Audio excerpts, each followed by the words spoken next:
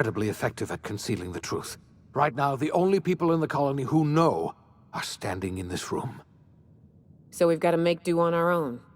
Seems to me that'll make us stronger in the end anyhow. You're quite right. We've got no choice but to make do on our own. We're in serious trouble, my friend. Do you know what this means for Halcyon? We can't rely on Earth for support anymore. We've been cut loose. We're entirely on our own.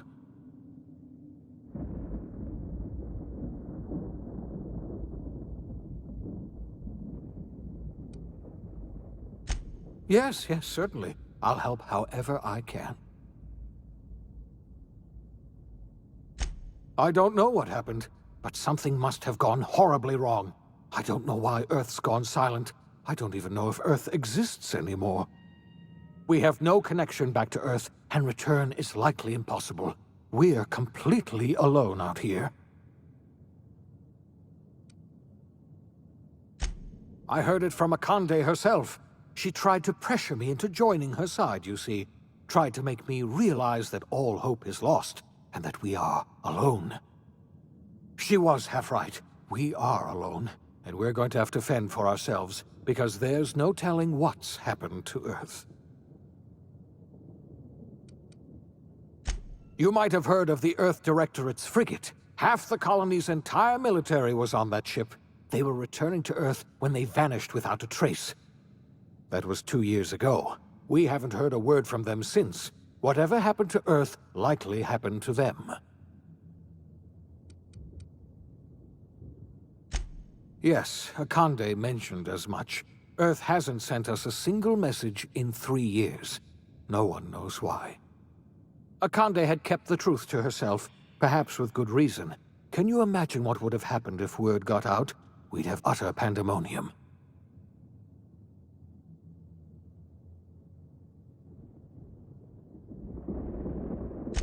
Yes, you were the one who reactivated that relay station, weren't you? Any message from Earth would have arrived unencrypted. It's been 3 years since our last message. The board tried using drones to contact Earth. Every one of those drones sent back the same encrypted message. Earth is completely silent.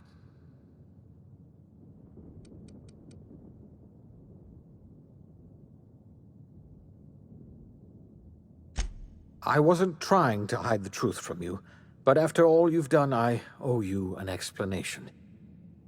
Yes, I experimented on the Hope's colonists. Each of my experiments ended in catastrophic failure. Each of my subjects died in agony. You are my first and only success. I didn't tell you about the others because I didn't want to burden you. My failures are my own to bear, not yours.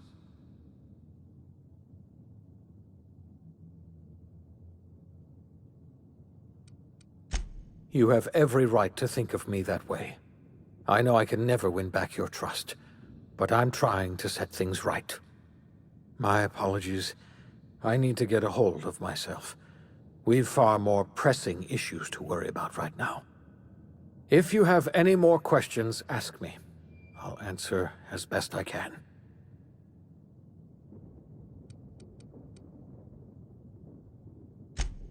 Yes, we do. You've done a marvelous thing. You've succeeded where anyone else would have failed, including me. We must begin the revival process immediately, starting with the Hope's brightest minds, and then we're going to fix this damn colony, one problem at a time. We're going to need a leader, and I can't imagine a better person for the job than you. What do you say, old friend? Will you help us?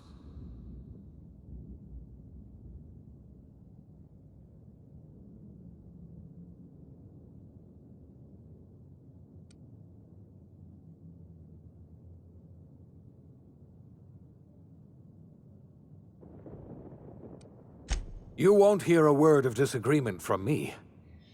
You're the best thing to ever happen to Halcyon. If you want to take it upon yourself to lead this colony, you have my support. We're not a colony any longer, are we? Our last connection to Earth has been severed, and so we have been set free. Our future is uncertain, and no one knows what tomorrow holds. Exciting, isn't it?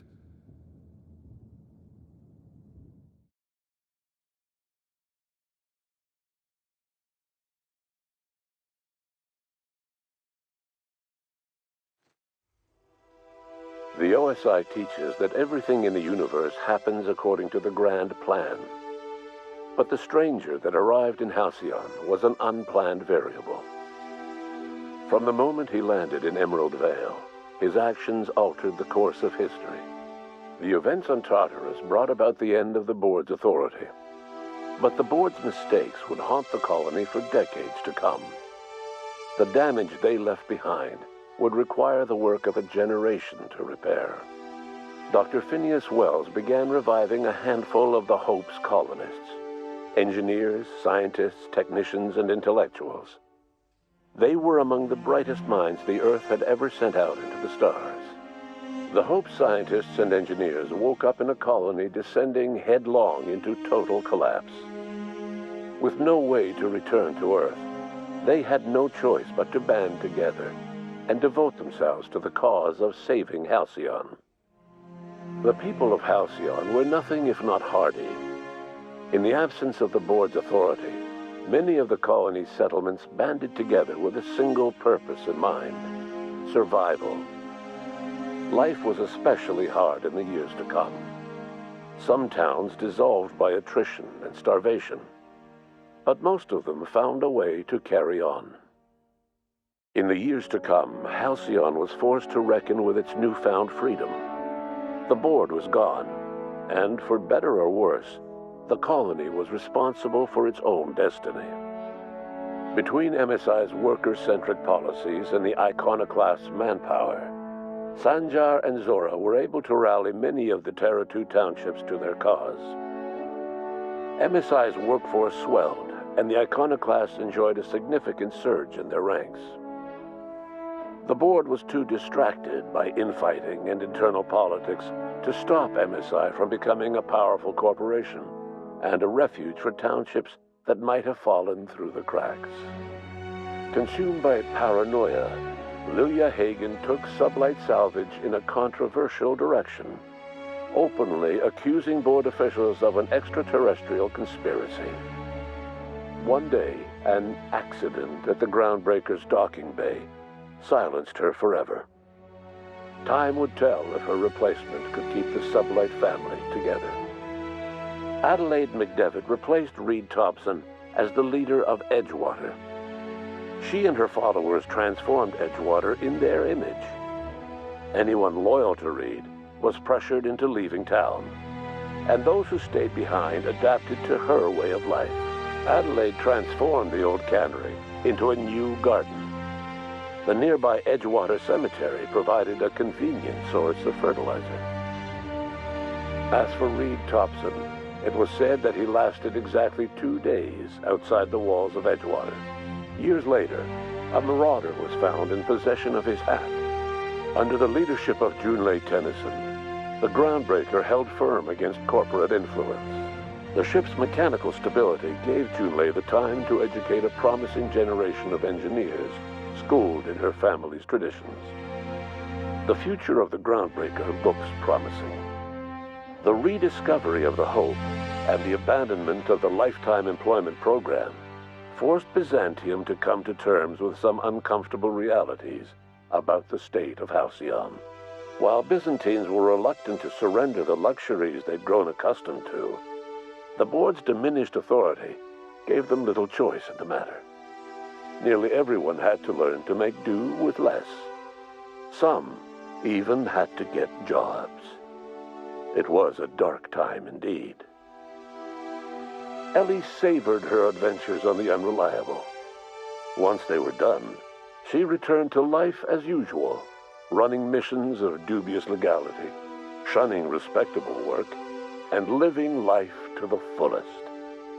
She meant to reach out to her one-time captain, but she was always bad at keeping in touch. Life in Halcyon was sobering for Felix Millstone. The grand revolution he dreamed of never came. There was no great awakening for the colony, no celebrations in the streets. There was only the hard, desperate work of trying to repair a broken colony.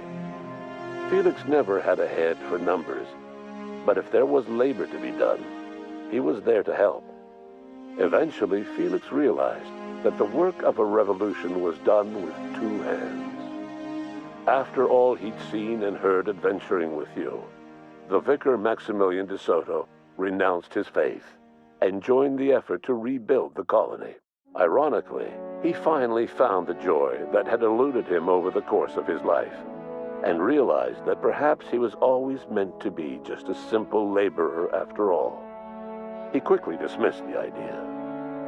Once the matter with the Hope colonists was resolved, Junlei bashfully asked Parvati if she'd like to join her permanently on the Groundbreaker, and Parvati enthusiastically, if somewhat awkwardly, agreed. The stories of her adventures spread across the colony, and Parvati soon found herself the center of attention. Having served as the engineer of a renowned spacecraft, tramp freighters and wildcat miners sought her out by name, and in no time, she was a fixture in the Groundbreaker's mechanical ecosystem. She and Junlei were never far apart. Nyoka returned to Monarch to take another crack at making a permanent life for herself. She formed the Charon Group, a mercenary outfit of ragtag survivalists and wilderness experts. Anyone in need of a guide or just looking to throw back a beer and swap stories could find her camping on the trail or clearing an infestation. The SAM unit that accompanied you spread awareness of the product line's superior sanitation and maintenance capabilities across what was left of the colony. This led to a boost in SAM unit sales. Did you know that SAM units are the longest-lasting, toughest-acting cleaning solution in Halcyon? Minister Clark was released from house arrest, and his contact with you gave him a sense of renewed purpose and vigor. Once it became clear that no help would be coming from Earth, he threw his considerable efforts and talents into helping Halcyon manage the crisis before it. As for Dr. Phineas Wells, he spent his remaining years in his orbital lab. He eventually came to terms with his own past and was able to forgive the mistakes of his younger self by devoting his remaining years to serving the colony. Dr. Wells was able to revive many more scientists and engineers than he first expected, thanks to the additional batch of chemicals you stole from the Ministry. Wells never forgot about the human lives that were lost in acquiring these chemicals. In the end, Dr. Wells was able to save every scientist and engineer aboard the Hope. Over the next decade, nearly all of the Hope's remaining colonists were successfully revived. Halcyon saw a period of rapid technological and scientific advancement. Breakthroughs in dietary supplements saved the colony from starvation. Geoengineering projects and social reforms began to change the structure and character of the colony. Dr. Wells laid the groundwork for the project to save the colony, but he would never live to see the fruits of his labor. He passed away a few years later. His work was carried on by the scientists and engineers he revived. Today, Halcyon has stabilized. The people of the colony work hard to adapt to their new circumstances. Nearby colonies send aid and supplies. Life will never be easy in Halcyon, but for the first time in its history, there exists a sense of real, genuine hope about the future. And what about you? The unplanned variable in the history of Halcyon. You brought an end to the chaos on Tartarus and proved yourself the most capable leader left in the colony. You administered the colony in your own image. With the old power of the board destroyed, a new government of Halcyon rose with you at its center. With your steady hand, you guided Halcyon through the turbulent years that were to follow and helped ensure the survival of the colony until the end of your days. No one knows what's happened to Earth, and no one knows what the future has in store for Halcyon. All we know for certain is this: the name of the Unreliable and that of its intrepid captain will remain the subject of countless stories for years to come.